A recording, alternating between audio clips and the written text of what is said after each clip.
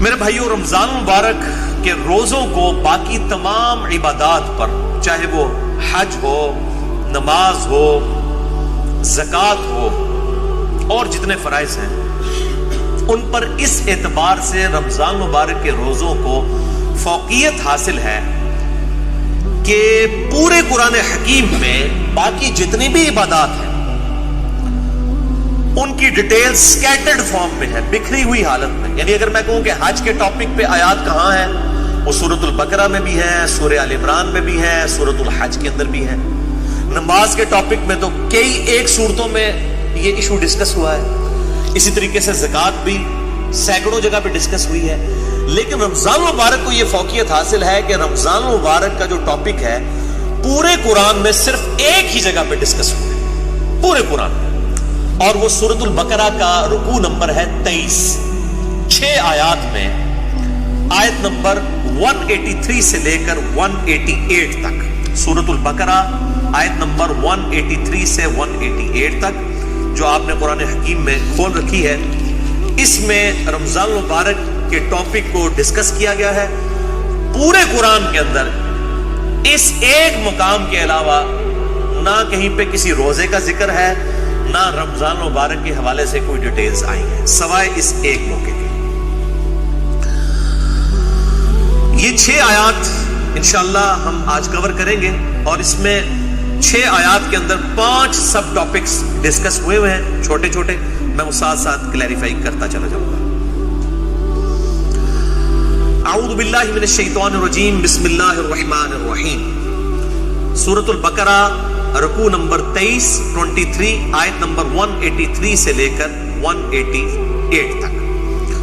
پہلے 2 آیات ہم ڈسکس کریں گے، آیت نمبر 183 اور 184، جس میں ٹاپک نمبر 1 ہے رمضان مبارک کی اہمیت اور مقصد کیا ہے اور اس کی فرضیت. اعوذ باللہ من الشیطان الرجیم، بسم اللہ الرحمن الرحیم. یا ایھا الذین آمنوا کتب علیکم الصیام، اے ایمان والو تم پر روزے فرض کیے گئے ہیں. کما کتب علی الذین من قبلکم، جیسا کہ تم سے جو پہلی امتیں گزری تھیں ان پر بھی روزے فرض کیے گئے تھے. یہ امت محمدیہ صلی اللہ علیہ وآلہ وسلم کا خاصہ نہیں ہے، بلکہ جس طریقے سے نماز بھی اگلی امتوں پر فرض تھی اس کے طریقے میں فرق ہو سکتا ہے، اسی طریقے سے روزے بھی اگلی امتوں پر فرض کیے گئے تھے. اور مقصد کیا تھا؟ لعلکم تتقون، تاکہ تم متقی بن سکو. تقوی کا جو روٹ ورڈ ہے عربی میں وہ ہے وقا.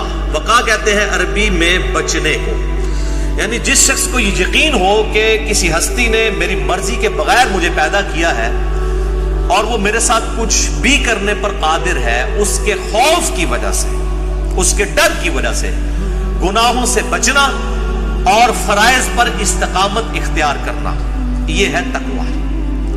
اب وہ گناہ حقوق العباد سے ریلیٹڈ بھی ہو سکتے ہیں اور حقوق اللہ سے ریلیٹڈ بھی ہو سکتے ہیں، اور فرائض بھی حقوق العباد سے ریلیٹڈ بھی ہو سکتے ہیں اور حقوق اللہ سے ریلیٹڈ بھی ہو سکتے ہیں.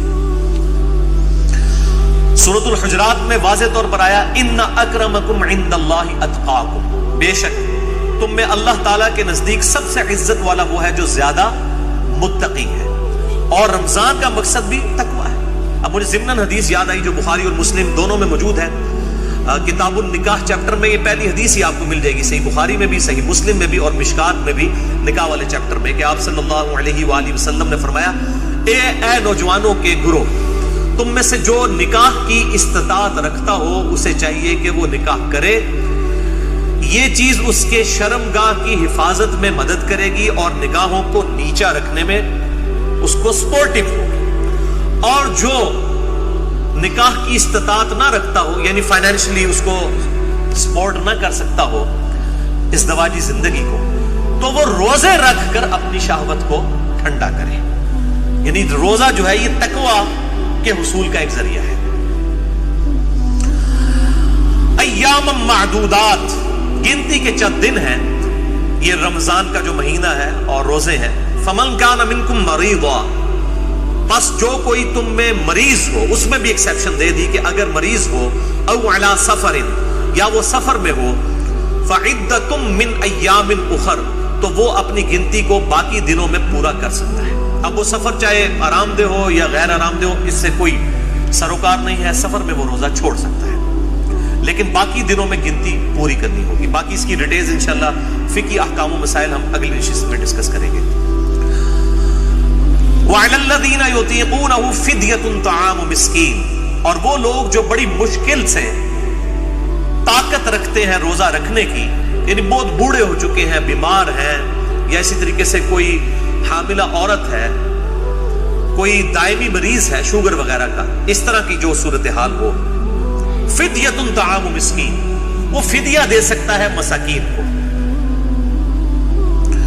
فمن تطوع خیرا فهو خیر له، اور جو کوئی اس سے بھی زیادہ اللہ کی راہ میں خرچ کرنا چاہے، یعنی ویسے تو ایک روزے کے بدلے ایک مسکین کو ایک وقت کھانا ہے، اگر کوئی زیادہ مساکین کو کھلانا چاہتا ہے، جتنا گڑ پاؤ گے اتنا ہی میٹھا ہوئے گا، تو اس کے لیے اتنا ہی بہتر ہے. وَأَن تَصُومُوا خَيْرٌ لَكُمْ، اور اگر تم روزہ رکھو تو اسی میں تمہارے لیے بہتر ہے. یہ نہ ہو کہ تھوڑی سی بیماری اور بہانہ کر کے کہو جی میں تو فدیہ دے دینا، روزہ رکھنے کی کیڑی لوڑ ہے. اِن كُنتُمْ تَعْلَمُونَ، اگر تم جانتے ہو تو روزہ رکھنے میں ہی بہتری ہے. یعنی انسان سب سے بڑا خود اپنے اوپر جو ہے وہ گواہ ہے اور مفتی ہے، وہ بہتر سمجھتا ہے کہ مجھے کس طریقے سے چیزوں کو لے کر چلنا ہے. جیسے دنیاوی منفعت کے لیے وہ انسان چھوٹی چھوٹی چیزوں کا خیال رکھتا ہے، تو آخرت کے اعتبار سے بھی وہ خیال رکھے. اچھا، یہ جو آیت ہے وَعَلَى الَّذِينَ يُطِيقُونَهُ فِدْيَةٌ طَعَامُ مِسْكِينٍ، اس حوالے سے صحیح بخاری میں ایک حدیث ہے انٹرنیشنل نمبر کے مطابق 4505، جس میں ابن عباس کا قول ہے کہ یہ آیت منسوخ نہیں ہے، کیونکہ بعض اصحاب کا موقف ہے. صحیح بخاری میں 4507 نمبر حدیث آتی ہے جس میں ابن عمر کا قول ہے کہ یہ آیت منسوخ ہے. یعنی ان کا موقف یہ ہے کہ یہ پہلے آپشن تھی کہ جو شخص مال دے سکتا ہے وہ مال دے لے، اور جو روزہ رکھ سکتا ہے وہ روزہ رکھ لے. یہ دونوں آپشن ہیں، یعنی مریض والا چکر نہیں. جو مالدار ہے وہ صرف مال دے دے، چاہے وہ صحت مند بھی ہے تو روزہ رکھنے کی ضرورت نہیں ہے. یہ ابن عمر کا موقف ہے 4507. جبکہ ابن عباس کا موقف صحیح بخاری میں 4505 ہے، وہ یہ کہتے ہیں کہ یہ آیت منسوخ نہیں ہے، بلکہ اس سے مراد وہ بوڑھا اور بوڑھی ہے یا بیمار شخص جس کو صحت یاب ہونے کی امید نہیں ہے اور بڑی مشکل سے وہ روزہ رکھنے پر قادر ہے، اس کے لیے روزہ نبھانا مشکل ہے.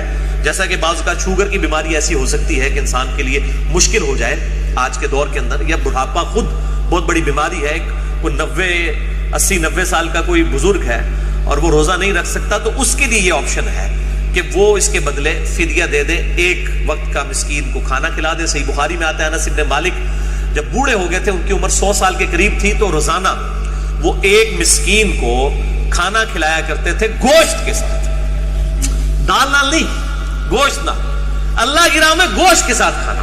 اور یہ بھی آتا ہے کہ وہ بسا اوقات 30 مساکین کو اکٹھا بٹھا کر کھانا کھلا دیا کرتے تھے 30 کے 30 روزوں کا. تو یہ دونوں طرح آپشن موجود ہے، جس طرح بھی کر لیا جائے. میں انشاءاللہ اگلی دفعہ اس پہ ڈیٹیل بات کروں.